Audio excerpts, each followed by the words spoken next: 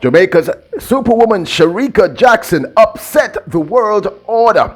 She crushed the field in 10.77 seconds at the National Stadium. Now tell me, did you see this coming?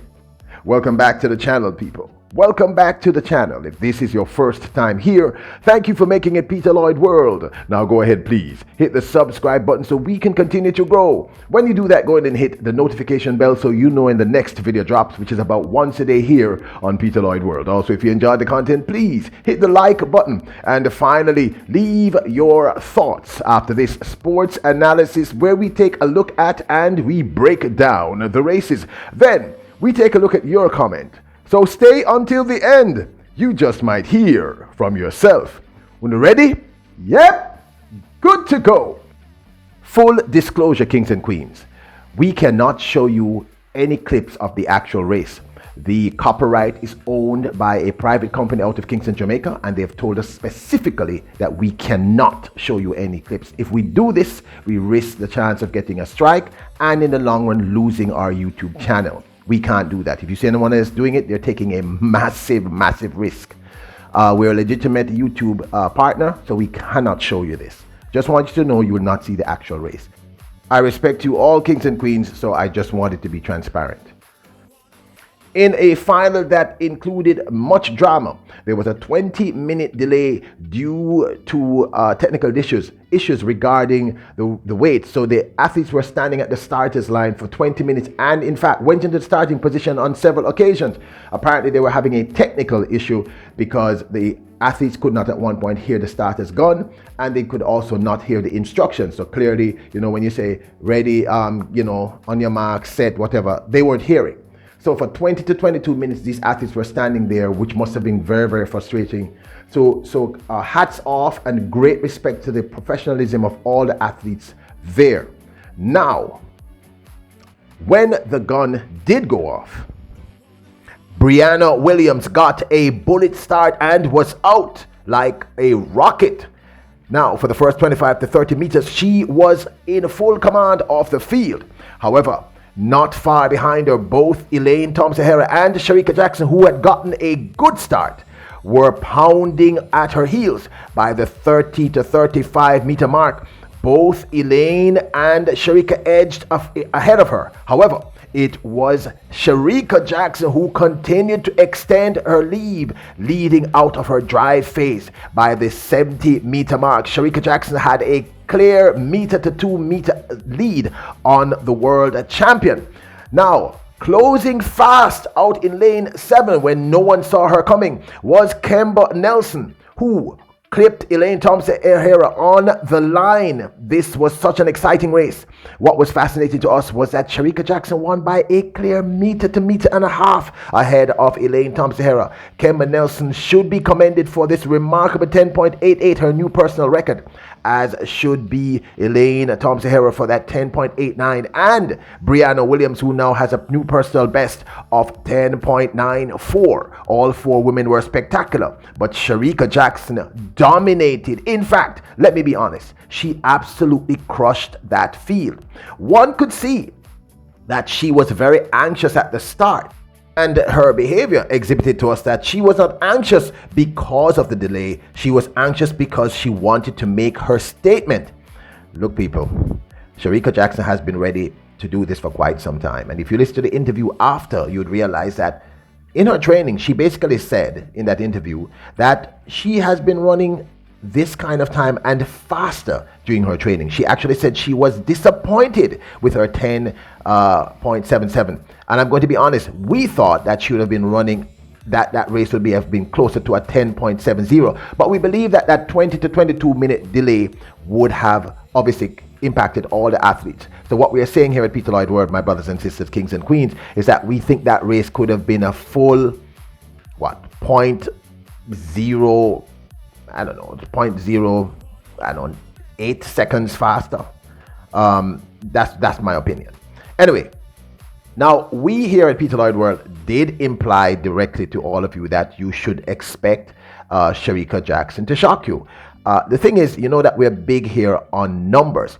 Let's take a look at Shericka Jackson's marvelous 21.91 win over Elaine Thompson-Herah and Dina Asher-Smith recently.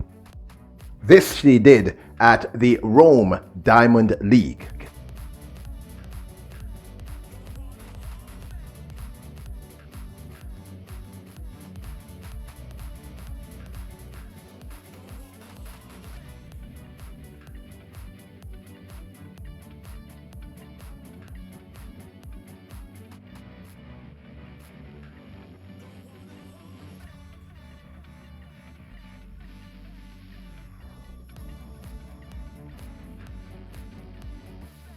And don't forget her 10.92 second, third place run at the Prefontaine Classic, which was also very impressive.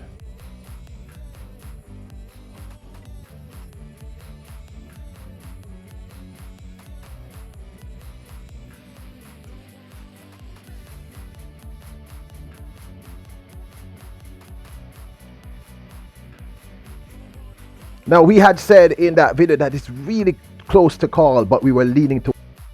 Now, this is just my 2 cents.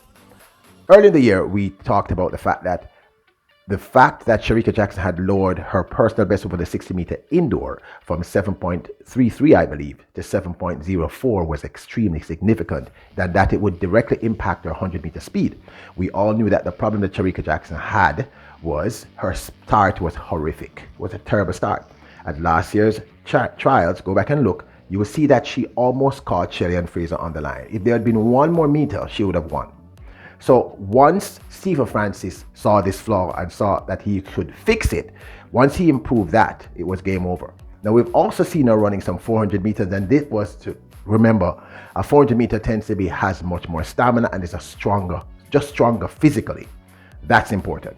So if you combine a great start with natural physical strength, the fact that she's a 400 meter runner, a bronze medalist from the World Championships in 2019, do not forget this, and you improve her top end speed going through the drive phase, you have an athlete, and I've said this on several occasions, this young lady is going to run sub 10.7 this year.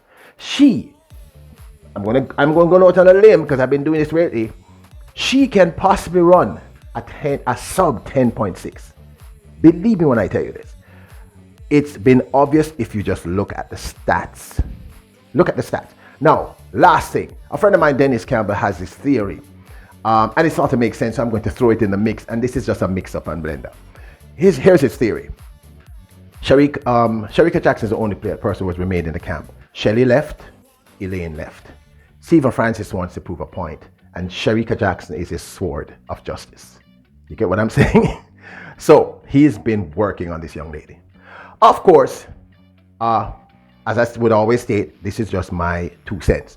Finally, do not panic about Elaine Thompson-Herah. She didn't win last year. She's nowhere near her peak. But here's the other thing. Neither is Shericka Jackson. Neither is Kemba Nelson. Neither is Brianna Williams. What I'm saying is, people, if you're a Jamaican fan of Jamaican track and field, we have a heck of a team sending to World Championships. Just remember I told you that. This young lady, remember I'm telling you I've been right 100% where she's concerned thus far. She's going to do a sub 10.6 this year. She can. If not, she's at least going to do several sub 10.7s. Okay, that's just my 2 cents. Let's take a quick look at your comments. Queen Jackie Fabulous wrote, I'm rooting for Shericka. I love her. This girl is physically fit and mentally prepared. She's no longer intimidated by the field. Her confidence is way up there. I agree. And finally, King Glenroy Robinson wrote, I totally agree with this commentary. Thank you, King. I expect her to run first or second tonight, depending on if Shelly is in the finals. Shericka will also win regardless of who is in the race. I agree. So congratulations to Queen Shericka Jackson, who wins the women's national title over the women's 100 meters in a time of 10.77. Now, don't forget to hit the subscribe button, hit the notification bell, hit the like button if you enjoyed the video. Remember that you are kings and queens. Leave your comments. Bless up.